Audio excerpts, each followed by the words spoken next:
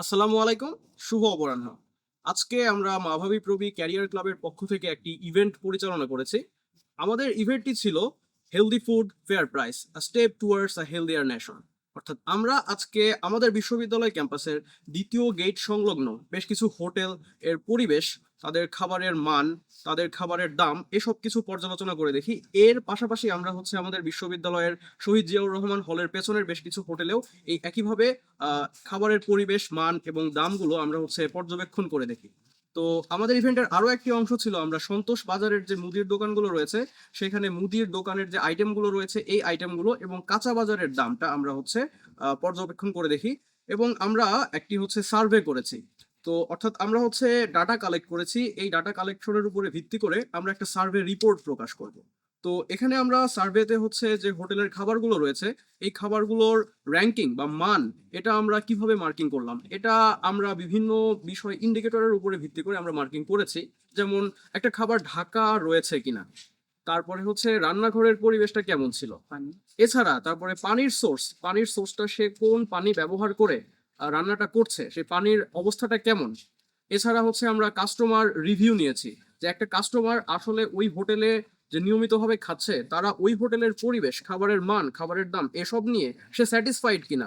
এসব বিষয়ের উপরে ভিত্তি করে আমরা আমাদের সার্ভে ডেটাটা কালেকশন করেছি। আমাদের সেকেন্ডারি সংলগ্ন কিছু মুদির দোকান এবং বাজার থেকে আমরা সব নিত্যপণ্য এবং সেবার আমরা সেখান থেকে নেই। আমরা সেগুলোর দাম সেখান থেকে আমরা রিভিউ নিয়েছি এবং তাদের থেকে রিপোর্টগুলো নিয়েছি। এবং সেখান থেকে আমরা যেটা জানলাম যে বেশিরভাগ দোকানেই মোটামুটি অলমোস্ট সেম প্রাইসেই পাওয়া যাচ্ছে জিনিসপত্রগুলো, যেরকম চাল, তারপর চিনি, মুসুর ডাল, এগুলো সেম প্রাইসেই মোটামুটি পাওয়া যাচ্ছে এবং সেগুলোর দাম মোটামুটি স্থিতিশীল পর্যায়ে আছে। তার পাশাপাশি আমরা যদি দেখতে চাই যে ডিম, এগুলোর দাম প্রতিদিন উঠানামা করছে। এছাড়া হচ্ছে তেল, এগুলো দামগুলো আমরা দেখতে পাচ্ছি প্রতিনিয়ত ওঠানামা করছে। সো আমি বলতে পারি যে আমাদের বাজারে এদিকে মূল্যটা মোটামুটি স্থিতিশীল পর্যায়ে আছে বেশিরভাগ প্রোডাক্টের ক্ষেত্রেই। সেখান থেকে বাজারে তারা কোনো রকম হ্যারাসমেন্ট ফেস করছে কিনা বা তারা কোনো রকম চাঁদাবাজি এগুলো ফেস করছে কিনা সেসব বিষয়ে আমরা তাদের সাথে কথা বলেছি। তারা এই ক্ষেত্রে আমাদেরকে জানিয়েছেন তারা এরকম কোনো কিছু ফেস করলে আমাদের অবশ্যই জানাবেন। আমরা ইউনিভার্সিটি স্টুডেন্টরা, এমনকি আমাদের স্যাররা এবং আশেপাশের অনেক ব্যক্তিরা যে সমস্ত রেস্টুরেন্টগুলোর মধ্যে খেয়ে থাকে, আমরা তাদের মধ্যে থেকে যখন রিপোর্টগুলো দেখলাম, যেমন আমরা নর্মাল যে খাবারগুলো খাই, পরোটা, খিচুড়ি, ছোলার ডাল, সবগুলোর প্রাইস প্রিটি সিমিলার। শুধু একটা দোকানে দেখা গেছে যে একটু ডালের দামটা 5 টাকা রাখা হয়, বা অন্যান্য সব দোকানে ওভারঅল 10 টাকা করে রাখা হচ্ছে। আর যেটা শুধুমাত্র একটু ডাল সব জায়গায় ফ্রি। মোটামুটি এদিকে যতগুলো দোকান ছিল সবগুলো দোকানে আমাদের পাতলা ডাল বলে আমরা নর্মালি যেটা, ওটা ফ্রি ছিল। আর ভাজি 10 টাকায় সব ঠিক আছে। কিন্তু শুধুমাত্র মাছের দামের মধ্যে গিয়ে একটু পার্থক্য দেখা গেছে, কারণ কারো দোকানে দেখা গেছে একটু বড় মাছ, কারো ছোট মাছ। তো ওই উপর ভিত্তি করে কিছু কিছু মাছের দেখা গেছে যে প্রাইসটা কম বেশি, এটা শুধু মাছের উপর ভিত্তি করে।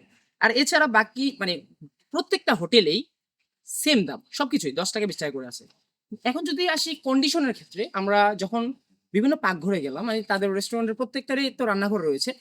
রান্নাঘরগুলোতে যেটা একটা কমন প্রবলেম পাওয়া গেল, যে সেকেন্ড গেটের দিকে সবাই খাবারগুলো ঢাকে নাই। জাস্ট একটা দোকানে দেখা গেছে যে কাচের কাচের একটা ফ্রেম করে তারা খাবারগুলো রাখছে, যে রাস্তার ধুলাবালিগুলো কাচের উপর পড়তেছে, বাট এখানে খাবারে পড়তেছে না। আর সবার সমস্যা ছিল খাবারটা ঢাকা ছিল না। আমরা সবাইকে বলে দিয়ে আসছি, রিকোয়েস্ট করেছি, যেহেতু আমরা খাবারটা খাই একটু উন্নত মানের খাবারের জন্য, তাদেরকে একটু ঢাকতে বলেছি। আর রান্নাঘরে যেটা সবচেয়ে বড় সমস্যা ছিল সেটা হচ্ছে খাবারগুলো মাটিতে রাখা ছিল। তো দেখা যাচ্ছে মাটির মধ্যে একটা মিষ্টি কুমড়ার টুকরা পাওয়া গেছে, বা দেখা গেছে একটা পেঁপের টুকরা পাওয়া গেছে, যেটা তারা কাটাকুটি করতেছে, অর্ধেকটা রাখছে, ওটার মধ্যে ময়লা লাগানো ছিল। আমরা যখন বলছি যে এটা কি, উনি সাথে সাথে দেখা গেছে নিয়ে হয়তো একটা ঝুড়ির মধ্যে রেখে দিছে। তো ময়লাটা কিন্তু ওখানেও যাচ্ছিল।